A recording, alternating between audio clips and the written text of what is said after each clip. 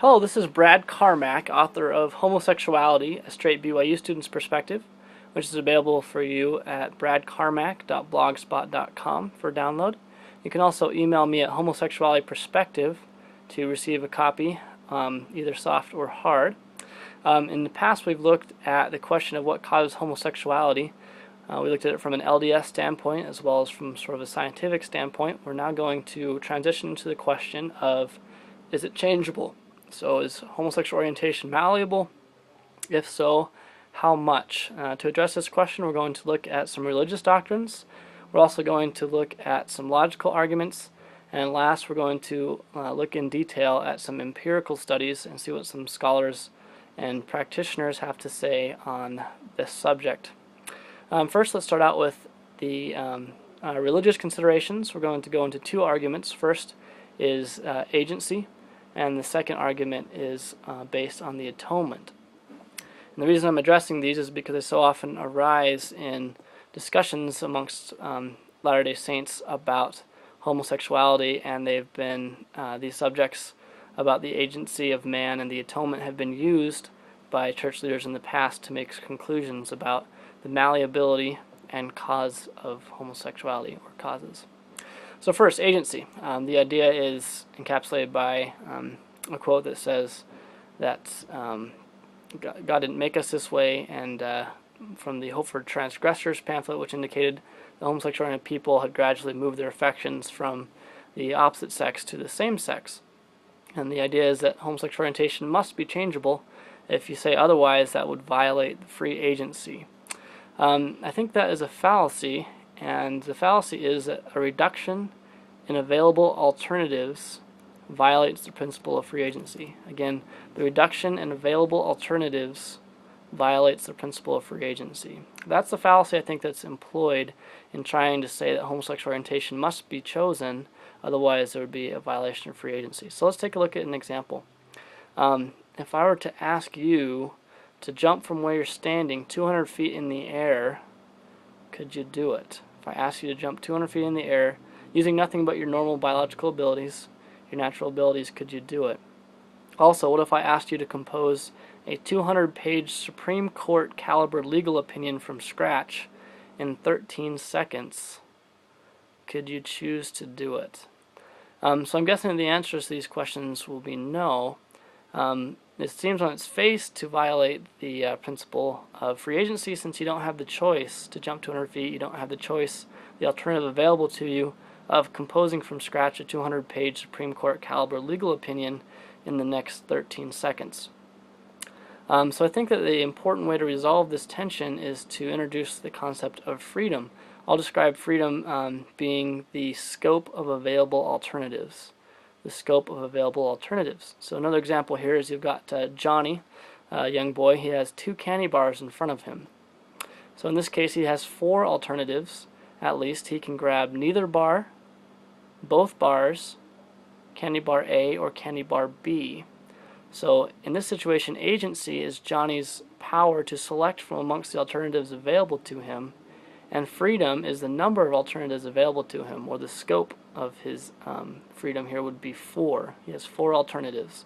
Now if you were to take away candy bar B, that reduces his freedom in half. So instead of having 4 alternatives, he now has only 2. He can either grab the bar or not grab the bar. He has 2 alternatives. However, his agency was not reduced in this situation. Even though he has less freedom, his agency remains unchanged. If you were to take no candy bars in front of them, he would have no alternatives. He could neither choose the candy bar nor refrain from choosing the candy bar because there is no candy bar. But he would still have full free agency, even though you wouldn't be able to discern the presence of his agency until alternatives were presented to him, from amongst which he could select one. Okay, so in this case, all 3 of these cases, Johnny with the candy bar, jumping 200 feet, or composing a 200-page Supreme Court caliber legal opinion, the biological or physical limitations of the actor necessarily define his freedom, the scope of his alternatives, without lessening his agency. So how does this apply to the question of, is homosexual orientation changeable? Well, if homosexual orientation is merely chosen, then it would seem intuitive that one could reverse your orientation by just making the opposite choice. So an individual who was born straight and they chose to be homosexually oriented could choose to become straight again, especially if they chose to be straight in the first instance and chose to be gay in the second. But whether or not that alternative is available to him depends upon his biological limitations, much as none of us can, with our natural abilities, jump 200 feet straight into the air from where we're standing. If we had superhuman jumping ability, that available option could be accessible to us, but in the end, despite our agency, the scope of all alternatives is in fact limited by our freedom. So that's the agency argument. The second religious argument that's often used in the context of discussing how malleable or mutable homosexual orientation is comes from the atonement. And it's a simple argument. It basically says that the atonement's all-powerful. It can do anything, include reversing death. Certainly, God can reverse an individual's sexual orientation. So the response to this argument is yes, certainly God can reverse sexual orientation because he can do anything. However, what matters to a decision maker is not what God can do, but what he will do or will likely do. For instance, if you're out in isolation and there's only you around and a child in a canal who's drowning, and you have a rope that you can throw to save the child, if you do not throw the rope to the child will still drown. So even though you have the ability, what matters to the child is not what you can do, but what you will do. So let's take a look at how likely it is that God will exercise his power to change one of his children's orientation during mortality. If we take a look at Jesus' life during mortality, he often did a number of miracles that were very physical and tangible, healing the sick, providing loaves and fishes to individuals, etc. And as might be imagined, some of the people started to look to him as a source of free bread, as a source of magical healing, someone that would put a band-aid on their owies and make life less painful. And certainly the atonement does have the power to do these things. However, some of these people missed the point. These miracles were intended to lead people to, which is the reality that Christ can heal us spiritually. And I would assert that as the primary purpose of the atonement is to heal us spiritually. I evidence this by the fact that when we repent of our sins, how often does he choose to use the power of the atonement to forgive and cleanse us? 100% of the time. 100% of the time. How often does he use it to reverse death? If we look at over history, it's probably less than 0.01% of the time is death reversed in a short timetable anyway after someone passes away. And the rest of us that have died are waiting patiently for the resurrection, or impatiently, but they have to wait is the point. Even though God can reverse death for all of us immediately, he does not. Now let's take a look at homosexual orientation. It's well established, of course, that all of us are children of God. This both exalts our status in knowing that we can appeal to him in prayer, and also humbles us in relation to each other, knowing that God is no respecter of persons and that he views all of his children with the same status without respect. So, looking to, let's say that I'm straight, but let's say that I was homosexually oriented.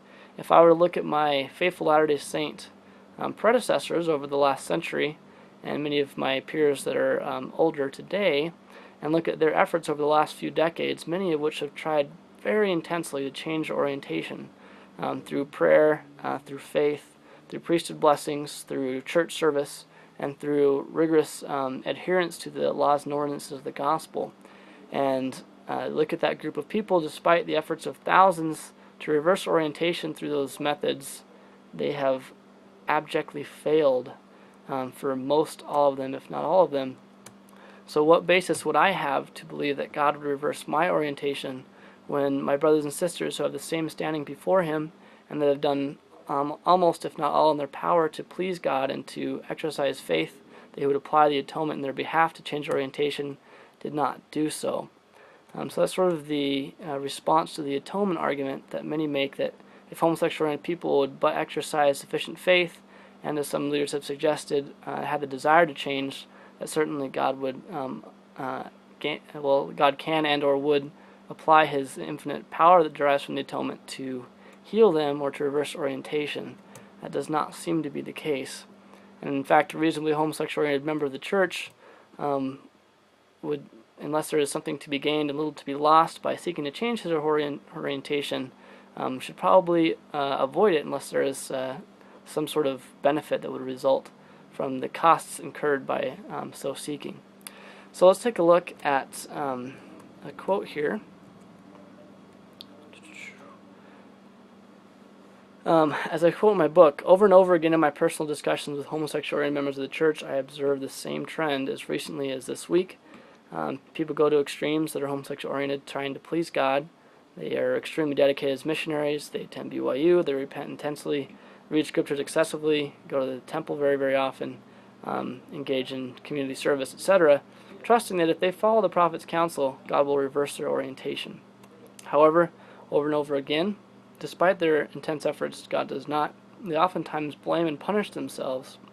They try harder, and some of them attempt suicide.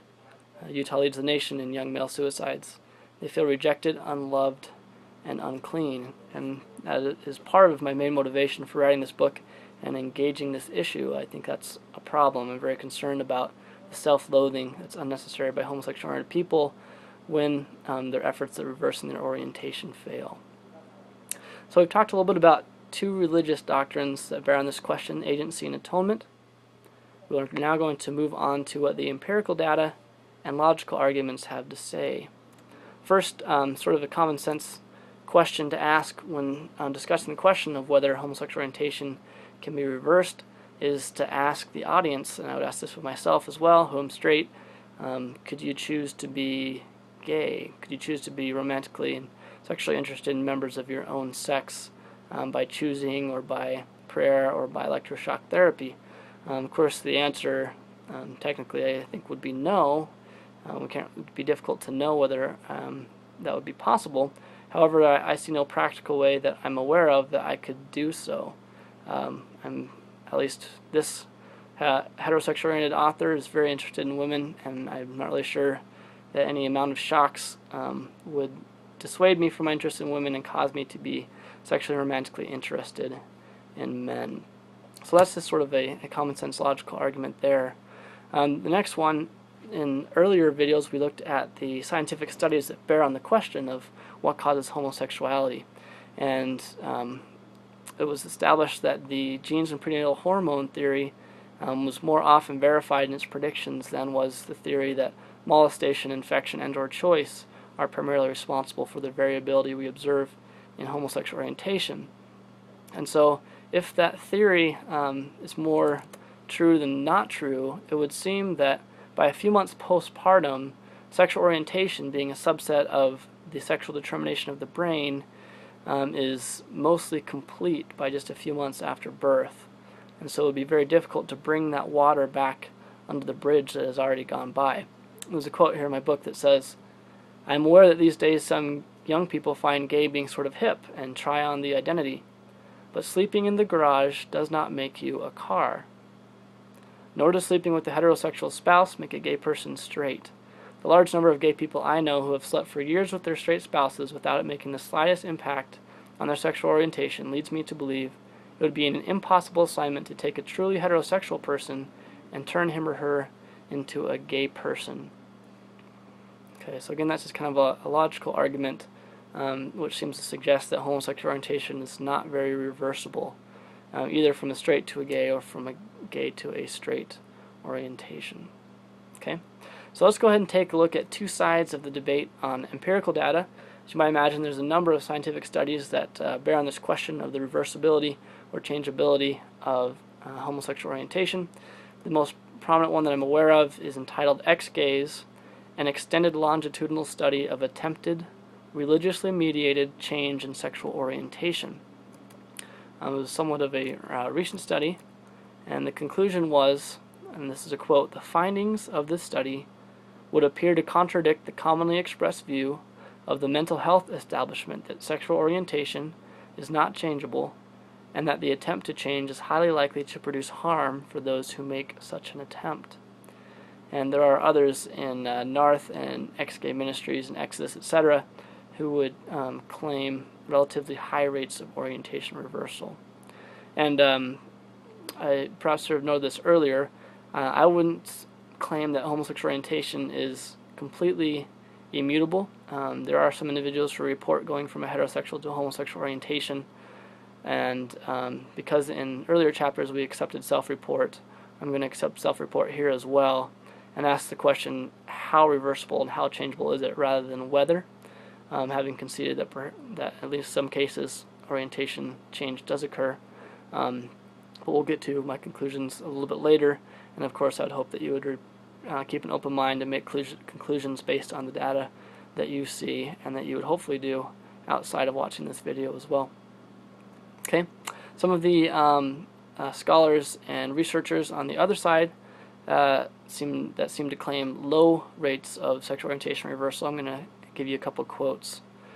First, there is the cautionary quote by Bill Bradshaw, who says, "There's a very strong possibility that those who report success in changing their homosexuality are bisexuals who have achieved an accommodation to focus on one only of the two attractions they're capable of." So if one presumes or assumes that there are some individuals who are romantically and sexually interested in both genders, then perhaps they're closing down the orientation towards the same gender and only emphasizing the orientation of the opposite gender, which could appear to be orientation reversal, but really it's just the silencing of two halves of a bisexual orientation. So that was one quote. There's also some psychologists, including Leo Beckstrand, who have written on the subject of the reversibility of sexual orientation and the therapies that purport to bring about those changes. He noted that those who do report orientation change typically think that homosexual marriage is the ideal, and that homosexual desires are emotional attractions for the same sex, and they become sexualized during the development years. Again, these are the beliefs of individuals who report changing their orientation through therapy. They also believe that erotic attractions to the same sex can be unlearned, and that using the label same-sex attracted is healthier or more fulfilling than using the identity of gay or lesbian. So in other words, this is a quote from him: "Those who believe in this therapy chose to label themselves as having same-sex attraction rather than to accept the identity of being homosexual or bisexual. They then attempt to unlearn their attractions for the same sex and follow the ideal of heterosexual marriage. Positive outcomes reported by participants in these therapy programs included finding ways to reconcile their previously distressful identity, an increased ability to control their homosexual behavior, and a lessening of intensity of their attractions to the same sex." Okay. Another scholar, Douglas Holdman, a PhD, took a look and entitled his article "The Pseudoscience of Sexual Orientation Conversion Therapy." And he addressed the faulty assumptions conversion therapy is often based on, the homophobia that leads individuals to seek to change their sexual orientation, the lack of evidence supporting the effectiveness of conversion treatments, the general opposition towards therapy, reorientation therapy by mental health professionals, and some of the harmful effects of conversion therapy oftentimes on the patients. Okay, and there is a consensus view that conversion therapy carries risks, generally speaking, of harm to its clients, and that actual orientation change is rare, if evidenced at all. One more quote: "From a practical perspective, even the staunchest advocates of conversion therapy will admit that sexual orientation is extremely difficult to change. For every satisfied client who comes forward claiming that conversion therapy changed his or her sexual orientation, there are many more who disavow its efficacy. Sexual orientation is a deeply rooted, psychologically complex aspect of the human experience. Though one's feelings about his or her orientation may be changeable and susceptible to social influence, no evidence suggests that sexual orientation itself is so malleable." And that does seem to support sort of the consensus view that I've sensed in reviewing some of the research that bears on the answer to this question. One more quote from the American Psychological Association, from the task force that was addressing this question. Judith Glassgold is the author here. "Contrary to claims of sexual orientation change, advocates and practitioners, there is insufficient evidence to support the use of psychological interventions to change sexual orientation. Scientifically rigorous older studies found that sexual orientation was unlikely to change due to efforts designed for this purpose.